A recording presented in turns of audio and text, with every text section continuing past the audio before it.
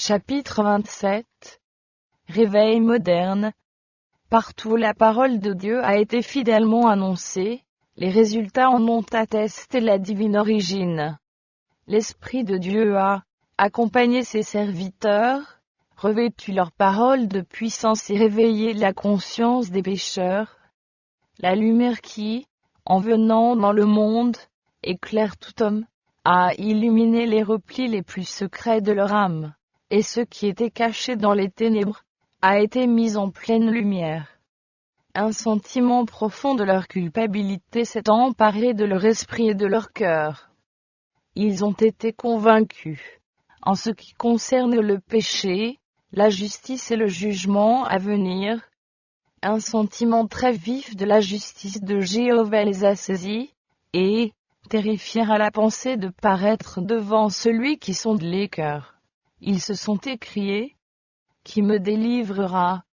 Aussi, quand la croix du calvaire, sacrifice infini consenti par Dieu lui-même, pour sauver le pécheur, s'est présenté à leur regard, ils ont compris que seuls les mérites de Jésus-Christ pouvaient expier leurs transgressions, et les réconcilier avec Dieu.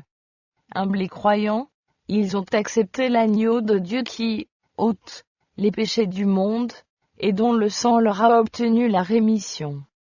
Ces convertis-là produisaient des fruits dignes de la repentance.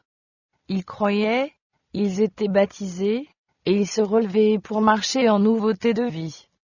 Devenus de nouvelles créatures en Jésus-Christ, ils ne marchaient plus selon les convoitises d'autrefois, mais suivaient par la foi l'empreinte des pas du Fils de Dieu, reproduisant son caractère, et se purifiant comme lui-même est pur. Ils aimaient désormais les choses qu'ils haïssaient autrefois, et haïssaient les choses qu'ils aimaient. L'orgueilleux, le présomptueux, devenait doux et humble de cœur. L'homme vain et altier se montrait sérieux et modeste. Le matérialiste devenait religieux, le buveur, sobre et le débauché, chaste. Les vaines coutumes du monde étaient abandonnées. Les convertis ne s'adonnaient pas à la parure extérieure, aux ornements d'or, ou aux habits qu'on revêt, mais à la parure intérieure, et cachée dans le cœur, à la pureté incorruptible d'un esprit doux et paisible, qui est d'un grand prix devant Dieu. Ces réveils étaient caractérisés par d'humbles et profonds examens de conscience. On y entendait des appels solennels adressés aux pécheurs, par des hommes animés d'une compassion profonde, envers les êtres pour lesquels Jésus a versé son sang. Des hommes et des femmes imploraient, par d'ardentes prières d'intercession, le salut des pécheurs. Ces réveils engendraient des âmes qui, loin de reculer devant le renoncement et le sacrifice, se réjouissaient d'être jugés dignes d'endurer l'opprobre pour l'amour de Jésus-Christ. On constatait une transformation dans la vie de ces nouveaux croyants. Les milieux où ils vivaient bénéficiaient de leur influence. Ils rassemblaient avec Jésus-Christ, et semaient pour l'Esprit, en vue de récolter pour la vie éternelle. À eux s'appliquaient ces paroles. Vous avez été attristés selon Dieu, car la tristesse selon Dieu produit une conversion à salut, dont on ne se repent point, mais la tristesse du monde produit la mort. Voyez en effet cette tristesse même selon Dieu que vous avez éprouvée, quel empressement elle a produit en vous, et même quelle apologie, et même quelle indignation, et même quelle crainte, et même quel ardent désir, et même quel zèle, et même quel châtiment. Tel est le résultat de l'action de l'Esprit de Dieu. Là, où il n'y a pas de réforme, il n'y a pas eu de véritable repentir. Si le pécheur rend le gage, restitue ce qu'il a dérobé, confesse ses péchés, et s'il aime le Seigneur, et ses semblables, il peut avoir l'assurance d'être en paix avec Dieu. Tels étaient les résultats des anciens réveils. En les jugeant par leurs fruits, on pouvait dire qu'ils étaient bénis de Dieu pour le salut des individus et le relèvement de l'humanité. Malheureusement, un réveil moderne présente un contraste frappant avec les manifestations de la grâce divine, qui accompagnaient autrefois les travaux des serviteurs de Dieu. Il est vrai qu'ils font sensation. Bien des gens se disent convertis, et les églises enregistrent de nombreuses adhésions. Néanmoins, les faits ne nous autorisent pas à croire qu'il y ait eu une augmentation proportionnelle de véritables vies spirituelles. Ce feu de paix ne tarde pas à s'éteindre, et laisse derrière lui des ténèbres plus épaisses qu'auparavant. Les réveils populaires sont trop souvent produits par des appels à l'imagination, par l'excitation des émotions. Ils satisfont le goût du clinquant et de la nouveauté. Les convertis recrutés de cette façon sont peu désireux d'écouter les Écritures, le témoignage des apôtres et des prophètes et les saints différents. Les services religieux qui n'ont rien de sensationnel ne les attirent pas. Les messages qui ne font appel qu'à la raison ne trouvent aucun écho dans leur âme. Les avertissements positifs de la parole de Dieu, qui concernent directement leurs intérêts éternels, sont pour eux lettres mortes. Pour toute âme réellement convertie, le grand objet de la vie, c'est la connaissance de Dieu et des choses éternelles. Mais où trouve-t-on, de nos jours, dans les églises en vogue, cet esprit de consécration à Dieu? Les convertis ne se débarrassent ni de leur orgueil, ni de leur amour du monde. Ils ne sont pas plus disposés qu'avant leur conversion à renoncer à eux-mêmes, à se charger de la croix du Sauveur, et à suivre l'humble et doux Jésus. La puissance de la piété a presque disparu de plusieurs églises. Les soirées théâtrales, les tombolas, les ventes, la toilette, en ont banni la pensée de Dieu. Les terres, les belles villas, les projets et les occupations de cette vie remplissent tellement les cœurs que l'on accorde, tout au plus, une pensée fugitive à ce qui concerne nos intérêts éternels. Un grand nombre de ceux qui se réclament de la religion en ignorent à tel point les principes, qu'elle est devenue la risée des incrédules et des sceptiques. Malgré le déclin général de la foi et de la piété, il y a encore, dans ces églises, de vrais disciples du Sauveur. Aussi, avant que les jugements de Dieu fondent sur la terre, il y aura, au sein de son peuple, un réveil de la piété primitive tel qu'on n'en a pas vu depuis les jours des apôtres. Dieu accordera à ses enfants l'esprit et la puissance d'en haut. Alors, de nombreuses âmes sortiront des églises, où l'amour du monde a supplanté l'amour de Dieu et de sa parole. Beaucoup de pasteurs et de fidèles accepteront joyeusement les vérités que Dieu a fait proclamer en ce temps-ci, pour préparer un peuple en vue de la seconde venue du Christ. Pour enrayer cette œuvre, l'ennemi des âmes en suscite des contrefaçons, donnant l'impression que la bénédiction de Dieu est répandue sur les églises qui l'égarent. De grands réveils sembleront se produire, et des multitudes attribueront au Seigneur des choses merveilleuses dues à un tout autre esprit. Déguisé sous le manteau de la religion, Satan tentera d'étendre son influence sur le monde chrétien. L'esprit qui caractérisera les grands mouvements religieux de l'avenir s'est exercé à des degrés divers, dans un grand nombre de réveils, nés au cours du siècle dernier. Ils font surtout appel aux sentiments, et on y trouve un mélange de vrai et de faux, propre à induire en erreur. Mais la séduction n'est pas inévitable. Il n'est pas difficile, à la lumière de la parole de Dieu, de déterminer la nature de ces mouvements. On peut être sûr que la bénédiction de Dieu n'est pas là, où l'on néglige le témoignage des Écritures, et où l'on se détourne des vérités qui exigent le renoncement et la séparation du monde. Si, en outre, on applique cette règle de Jésus, vous les reconnaîtrez à leurs fruits. On pourra se convaincre que ces mouvements ne procèdent pas de l'Esprit de Dieu. Dieu s'est révélé aux hommes par les vérités de sa parole. Quiconque les accepte est à l'abri des séductions de Satan. C'est le fait de les avoir négligés qui a ouvert la porte à tous les maux, dont souffre le monde religieux. On a, dans une large mesure, perdu de vue la nature et l'importance de la loi de Dieu. Une fausse conception du caractère et de la perpétuelle obligation de la loi divine a ouvert la voie à des erreurs sur la conversion et la sanctification, et a eu, pour conséquence, un abaissement du niveau de la piété dans les églises. C'est la raison pour laquelle l'esprit et la puissance de Dieu sont absentes des réveils modernes. Dans les diverses églises chrétiennes, des hommes reconnaissent ce fait et le déplorent. Un professeur signale en termes excellents les périls que court actuellement la religion. L'une des causes de notre faiblesse, dit-il, c'est que, du haut de la chair, on ne met pas assez en évidence les droits de la loi divine. Autrefois, nos chairs étaient l'écho de la voix de la conscience, nos prédicateurs les plus éminents, suivant l'exemple du Maître, donnaient à leur discours une étonnante majesté en mettant en relief la loi, ses préceptes et ses menaces. Leurs deux grandes maximes étaient que la loi est une manifestation des perfections divines, et que celui qui n'aime pas la loi n'aime pas non plus l'Évangile, car la loi, aussi bien que l'Évangile, est un miroir qui réfléchit le vrai caractère de Dieu.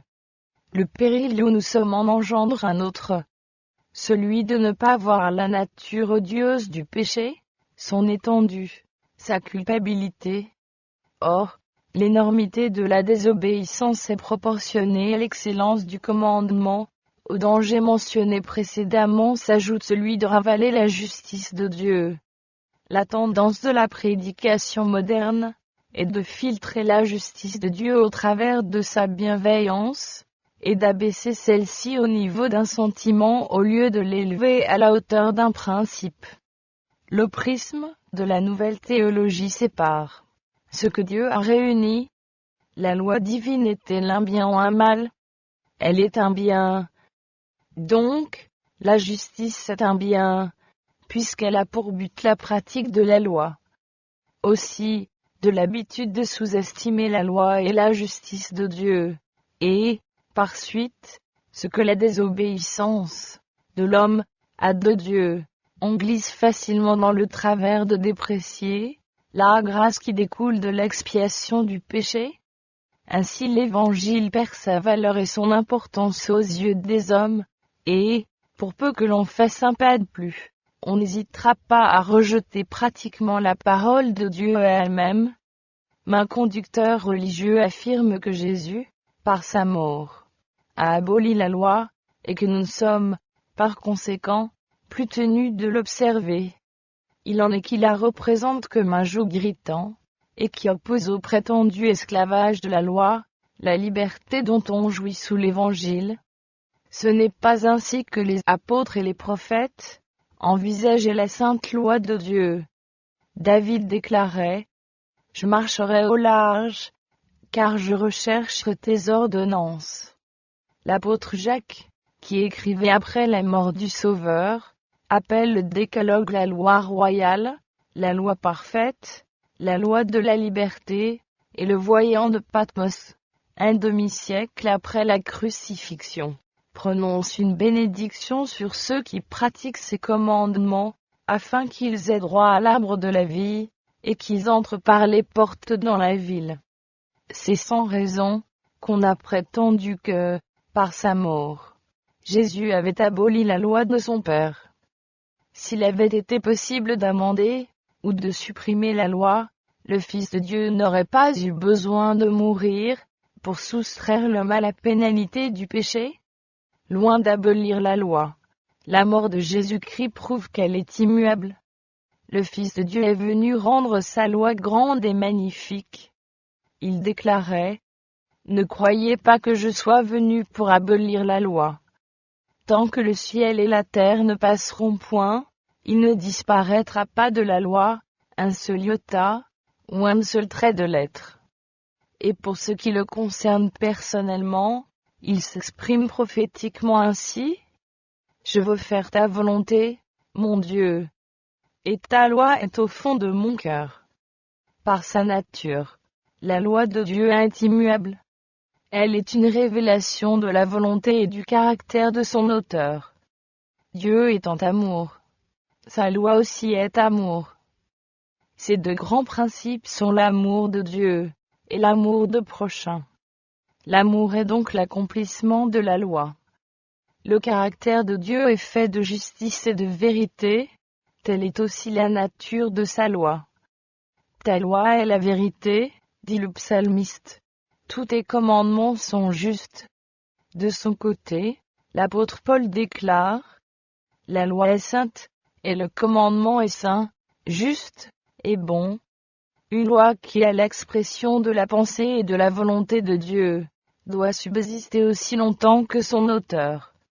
Réconcilier l'homme avec Dieu, et avec les principes de la loi divine, telle est l'œuvre de la conversion et de la sanctification.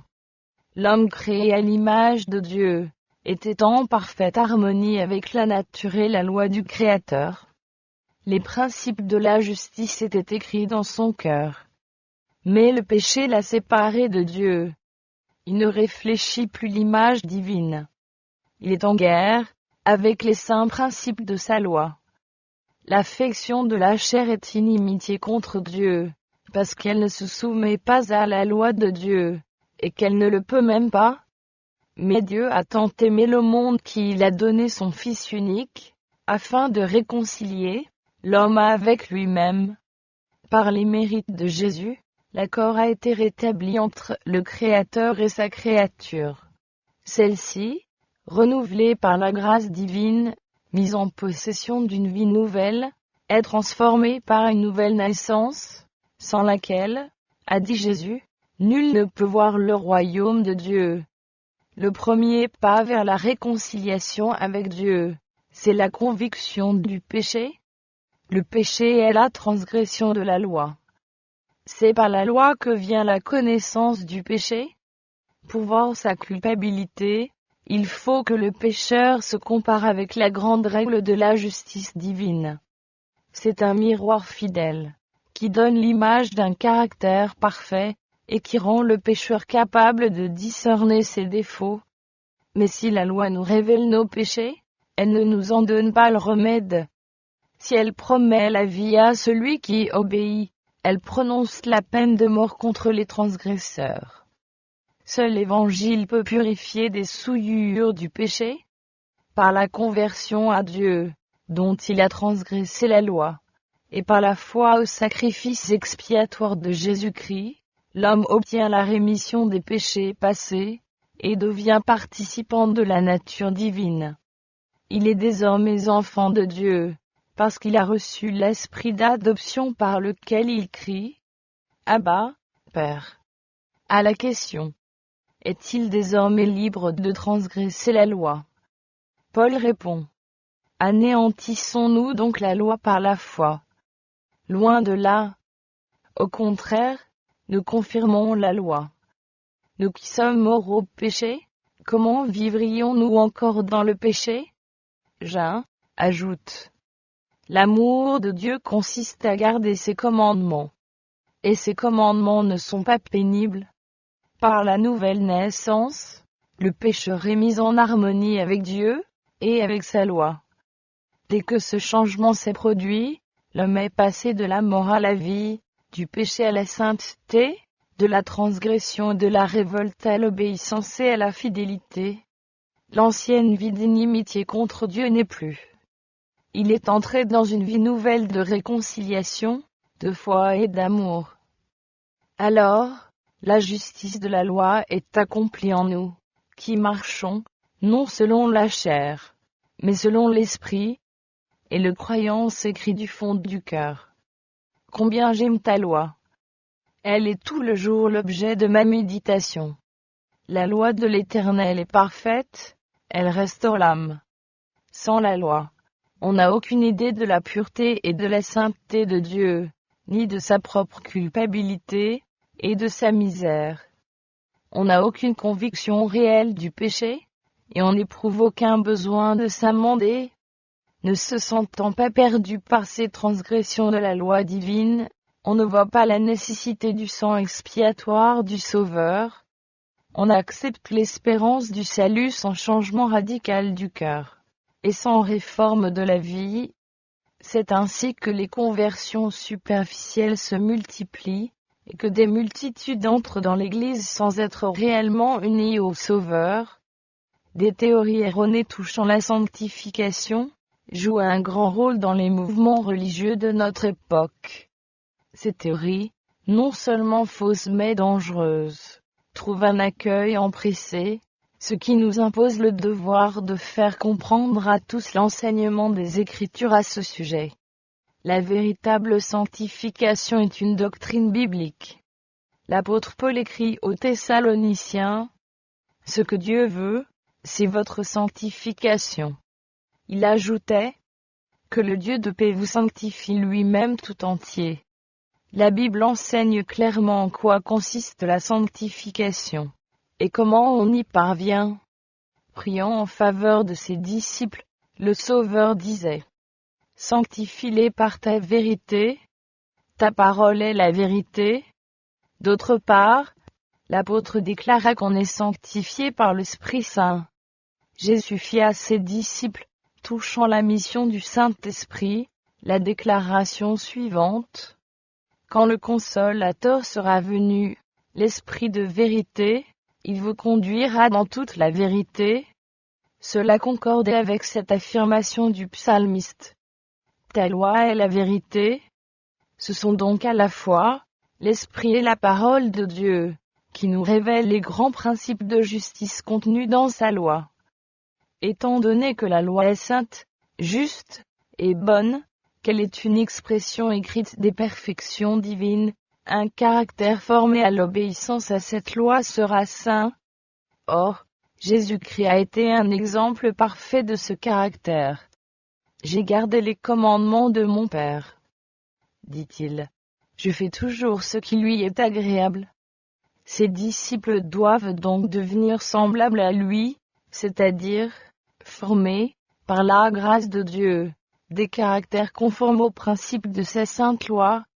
Telle est la sanctification selon les Écritures. Elle n'est possible que par la foi en Jésus-Christ, et par la puissance de l'Esprit habitant dans le cœur. L'apôtre Paul adresse aux croyants cette exhortation: « Travaillez à votre salut avec crainte et tremblement, car c'est Dieu qui produit en vous le vouloir et le faire, selon son bon plaisir. » Le chrétien connaît les sollicitations du péché, mais il lui fait constamment la guerre.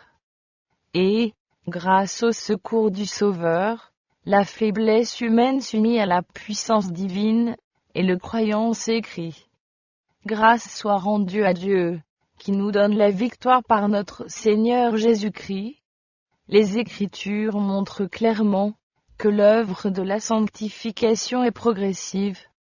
Cette œuvre ne fait que commencer quand, à sa conversion, l'homme a trouvé la paix par le sang de l'expiation. Désormais, il ne visera à rien de moins qu'à la perfection. Il voudra atteindre la mesure de la stature parfaite de Christ. L'apôtre Paul disait: « Je fais une chose, oubliant ce qui est en arrière, et me portant vers ce qui est en avant, je cours vers le but, pour remporter le prix de la vocation céleste de Dieu en Jésus-Christ. » Et les échelons de la sanctification sont énumérés comme suit, par l'apôtre Pierre. « Faites tous vos efforts, pour joindre à votre foi la vertu, à la vertu la science, à la science la tempérance, à la tempérance la patience, à la patience la piété, à la piété l'amour fraternel, à l'amour fraternel la charité.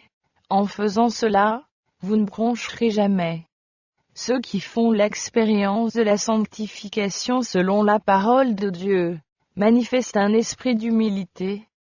Comme Moïse, ils ont eu une vision redoutable. Ils ont vu la majesté de Dieu, et ont découvert leur indignité par contraste avec la pureté et la perfection de l'être infini. Par sa longue vie entièrement consacrée au service du Maître, le prophète Daniel est un exemple de vraie sanctification. Les anges l'appelaient l'homme bien-aimé du ciel. Et cependant, loin de se considérer comme pur et saint, ce vénérable prophète, plaidant devant Dieu la cause de son peuple, s'identifiait avec Israël coupable.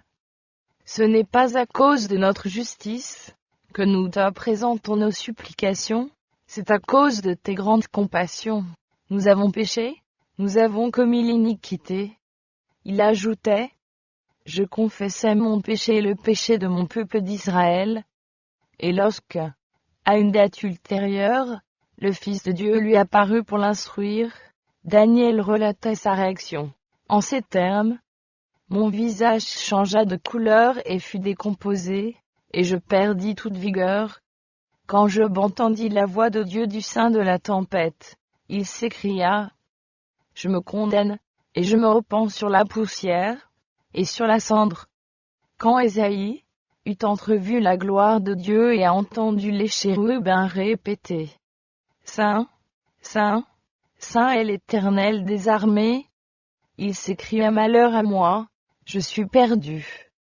Paul, bien qu'il eût été ravi au 3e ciel, où il entendit des paroles inefflables, qu'il n'est pas permis à un homme d'exprimer, s'estimait le moindre de tous les saints. Jean, le disciple bien-aimé, qui se reposait sur le sein du Seigneur, et qui contempla sa gloire, tomba comme mort aux pieds d'un ange. Ceux qui marchent à l'ombre de la croix du calvaire, ne pourront jamais s'enfler d'orgueil, ni prétendre qu'ils sont exempts de péché. Ils savent que leurs transgressions ont fait souffrir le Fils de Dieu, qu'elles ont brisé son cœur, et cette pensée les maintient dans l'humilité. Ceux qui vivent le plus près de Jésus, perçoivent le plus clairement la fragilité et la nature pécheresse de notre nature humaine. Leur seule espérance est dans les mérites d'un Sauveur crucifié et ressuscité. La sanctification actuellement en vogue dans le monde religieux est un but d'un esprit d'infatuation et d'un oubli de la loi de Dieu, qui la rend étrangère à la religion des Écritures. Les propagateurs de cette sanctification enseignent qu'elle est instantanée, qu'elle amène immédiatement, par la foi seule, à la sainteté parfaite. Croyez seulement, dit-il, et cette grâce est à vous. Il donne à entendre qu'il n'y a pas lieu de faire d'autres efforts. En même temps, ils nient l'autorité de la loi de Dieu, et prétendent que nous sommes dégagés de l'obligation d'observer les commandements. Comme s'il était possible d'être saint, en plein accord avec la volonté et le caractère de Dieu, sans être soumis aux principes qui sont l'expression de sa volonté, et qui révèlent ce qui lui est agréable. Ce qui a fait la fortune de la doctrine de la foi et de la foi seule, c'est le désir d'une religion qui n'exige ni lutte, ni renoncement, ni séparation d'avec le monde et ses frivolités. Mais que dit la parole de Dieu? Écoutons l'apôtre Jacques. Mes frères, que sert-il à quelqu'un de dire qu'il a la foi, s'il n'a pas les œuvres? La foi peut-elle le sauver? Veux-tu savoir, ô homme vain, que la foi sans les œuvres est inutile? Abraham, notre père, ne fut-il pas justifié par les œuvres, lorsqu'il offrit son fils Isaac sur l'autel? Tu vois que la foi agissait avec ses œuvres, et que par les œuvres, la foi fut rendue parfaite. Vous voyez que l'homme est justifié par les œuvres, et non par la foi seulement. Le témoignage de la parole de Dieu est opposé à cette doctrine séduisante de la foi sans les œuvres. Se réclamer des faveurs du ciel sans se conformer aux conditions de la grâce, ce n'est pas de la foi, c'est de la présomption, puisque la foi authentique se fonde sur les promesses renfermées dans les Écritures. Que nul ne s'abuse par la pensée que la sanctification est compatible avec la violation volontaire des ordres de Dieu. Pécher de propos délibérés, c'est réduire au silence la voix de l'esprit, et se séparer de Dieu. Le péché est la transgression de la loi. Quiconque pêche, transgresse la loi, ne l'a pas vue, et ne l'a pas connue. L'apôtre Jean qui, dans ses épîtres, insiste beaucoup sur l'amour, n'hésite pas cependant à dévoiler, sans merci, ceux qui se prétendent saints, bien qu'ils transgressent la loi de Dieu. Celui qui dit « Je l'ai connu » et qui ne garde pas ses commandements est un menteur, et la vérité n'est point en lui. Mais celui qui garde sa parole, l'amour de Dieu est véritablement parfait en lui. Voilà la pierre de touche de toute profession religieuse.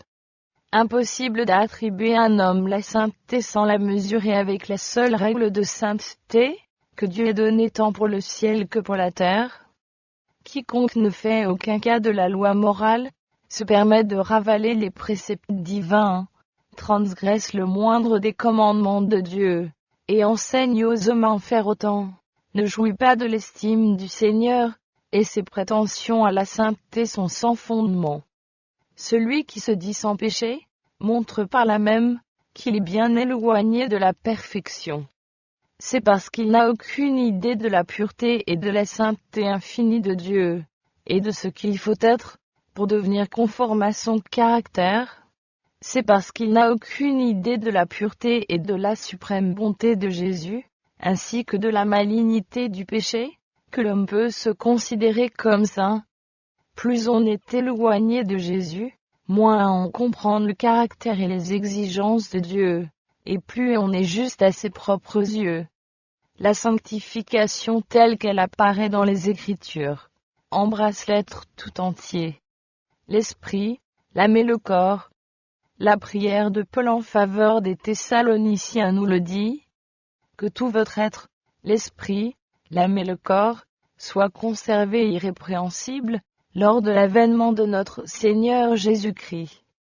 L'apôtre écrivait, d'autre part, aux croyants, « Je vous exhorte donc, frères, par les compassions de Dieu, à offrir vos corps, comme un sacrifice vivant, saint, agréable à Dieu, ce qui sera de votre part un culte raisonnable. » Au temps de l'ancien Israël, on examinait avec soin toute offrande destinée au sacrifice.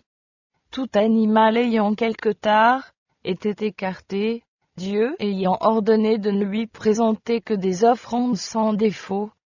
Les chrétiens, eux aussi, sont exhortés à présenter leur corps en sacrifice vivant, saint, agréable à Dieu. Pour le faire, ils doivent conserver toutes leurs facultés dans le meilleur état possible. Tout ce qui tend à diminuer l'énergie physique, ou la lucidité intellectuelle, disqualifie l'homme pour le service du Créateur. Dieu ne peut se contenter de moins que du meilleur de nous-mêmes. Jésus a dit, « Tu aimeras le Seigneur, ton Dieu, de tout ton cœur. » Ceux qui aiment Dieu de tout leur cœur voudront lui donner ce qu'ils ont de meilleur, et ils s'efforceront toujours de soumettre toutes leurs facultés aux lois propres à les rendre plus aptes à le servir. Ils ne permettront pas que l'appétit ou la sensualité viennent souiller l'offrande qu'ils présentent à leur Père céleste. Pierre nous dit, « Abstenez-vous des convoitises charnelles, qui font la guerre à l'âme.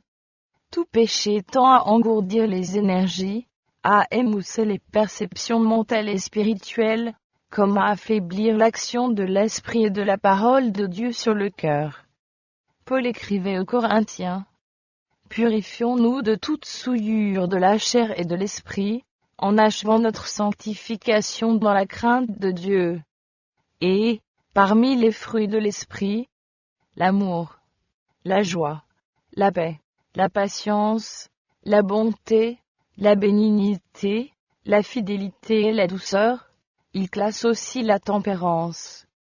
En dépit de ces déclarations inspirées, combien de chrétiens affaiblissent leurs facultés par leur âpreté au gain, ou par le culte qu'ils rendent à la mode. Combien avilissent leur dignité de fils de Dieu par la gloutonnerie, le vin et les plaisirs défendus. L'Église, au lieu de réprimer ses penchants, les encourage en faisant appel à l'amour du gain ou du plaisir, pour combler des déficits budgétaires dus au manque d'amour pour le Sauveur. Si le Seigneur entrait aujourd'hui dans les églises, et y voyait les festins, et le trafic qui s'y organise au nom de la religion, ne chasserait-il pas ces profanateurs, comme il a banni autrefois les changeurs du temple? Jacques déclare que la sagesse d'en haut est premièrement pure. Si cet apôtre avait rencontré des gens prononçant le précieux nom de Jésus tout en ayant les lèvres souillées par le tabac, leur haleine et toute leur personne imprégnée, et intoxiquée par une odeur fétide, et en contraignant leur entourage à respirer un air empoisonné, s'il avait connu une coutume aussi opposée à la pureté évangélique, ne l'aurait-il pas dénoncé comme terrestre, charnel, et diabolique? On entend des esclaves du tabac prétendre à une entière sanctification, et parler de la vie future. Or, la parole de Dieu leur dit clairement, que rien de souillé n'entrera dans le ciel. Ne savez-vous pas, que votre corps est le temple du Saint-Esprit qui est en vous, que vous avez reçu de Dieu, et que vous ne vous appartenez point à vous-même, car vous avez été rachetés à un grand prix. Glorifiez donc Dieu dans votre corps. Celui dont le corps est le temple du Saint-Esprit, ne se laissera pas asservir par une habitude pernicieuse. Ses facultés appartiennent à celui qui l'a racheté au prix de son sang. Ses biens appartiennent au Seigneur. Comment pourrait-il gaspiller impunément un capital qui lui a été prêté, tandis que les âmes périssent faute de la parole de vie? Des chrétiens de profession dépensent chaque année inutilement des sommes énormes. On pille Dieu, dans les dîmes et les offrandes, tandis que l'on sacrifie à des passions funestes plus d'argent, qu'on en donne pour soulager les pauvres, ou répandre l'évangile. Si tous ceux qui se disent disciples de Jésus-Christ étaient réellement sanctifiés, ils apporteraient au trésor du Seigneur leurs revenus, au lieu de les dissiper en choses inutiles et même nuisibles. Ils donneraient l'exemple de la tempérance, du renoncement et du sacrifice, et seraient ainsi la lumière du monde. Le monde s'est abandonné au plaisir des sens. Les foules se laissent entraîner par la convoitise de la chair, la convoitise des yeux et l'orgueil de la vie. Mais les enfants de Dieu ont une vocation plus sainte. Sortez du milieu d'eux, et séparez-vous, dit le Seigneur, ne touchez pas à ce qui est impur. Fondé sur la parole de Dieu, on peut affirmer que la sanctification qui n'engendre pas la renonciation, complète aux ambitions et aux satisfactions coupables, n'est pas de bonne loi. À ceux qui se conforment à cet ordre, sortez du milieu d'eux et séparez-vous, ne touchez pas à ce qui est impur. Dieu fait cette promesse. Je vous accueillerai, je serai pour vous un père, et vous serez pour moi des fils et des filles, dit le Seigneur Tout-Puissant. Le devoir et le privilège de tout chrétien, c'est d'acquérir une connaissance riche et bénie des choses de Dieu. Je suis la lumière du monde, dit Jésus. Celui qui me suit ne marchera pas dans les ténèbres, mais il aura la lumière de la vie. Le sentier des justes est comme la lumière resplendissante, dont l'éclat va croissant jusqu'au milieu du jour. Chaque pas en avant dans la foi et l'obéissance mêle à mon rapport plus intime avec la lumière du monde, en qui il n'y a pas de ténèbres. L'éclat du soleil de justice brille sur les serviteurs de Dieu, pour qu'à leur tour, ils en réfléchissent les rayons. De même que les étoiles nous disent qu'il y a dans les cieux une grande lumière, dont elles reflètent la gloire, ainsi les chrétiens doivent montrer qu'il y a sur le trône de l'univers, un Dieu dont le caractère mérite d'être loué et imité. Les grâces de son esprit, la pureté et la sainteté de son caractère doivent éclater dans ses témoins. Dans son épître aux Colossiens, l'apôtre Paul énumérait les riches bénédictions assurées à l'enfant de Dieu.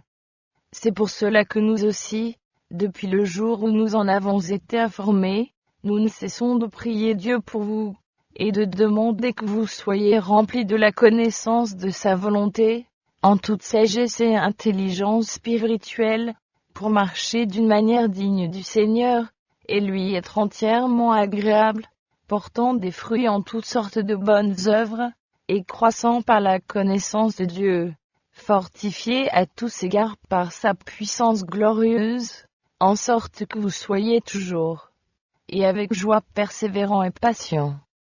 Il écrivait aux frères d'Éphèse, son désir de les voir parvenir à une pleine intelligence des prérogatives chrétiennes.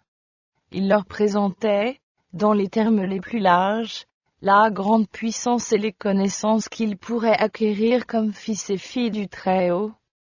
Il ne tenait qu'à eux d'être puissamment fortifiés par son esprit, dans l'homme intérieur, d'être enracinés et fondés dans l'amour, de comprendre avec tous les saints quelle est la largeur, la longueur, la profondeur et la hauteur, et de connaître l'amour de Christ, qui surpasse toute connaissance. Mais la prière de l'apôtre parvint à son apogée, quand il en vint à dire, en sorte que vous soyez remplis jusqu'à toute la plénitude de Dieu. Nous avons ici la révélation des hauteurs, auxquelles, dès que nous en remplirons les conditions, nous pourrons atteindre par la foi aux promesses de notre Père céleste. Nous avons accès, par les mérites du Christ, à la puissance infinie, lui, qui n'a point épargné son propre Fils, mais qui l'a livré pour nous tous. Comment ne nous donnera-t-il pas aussi toutes choses avec lui?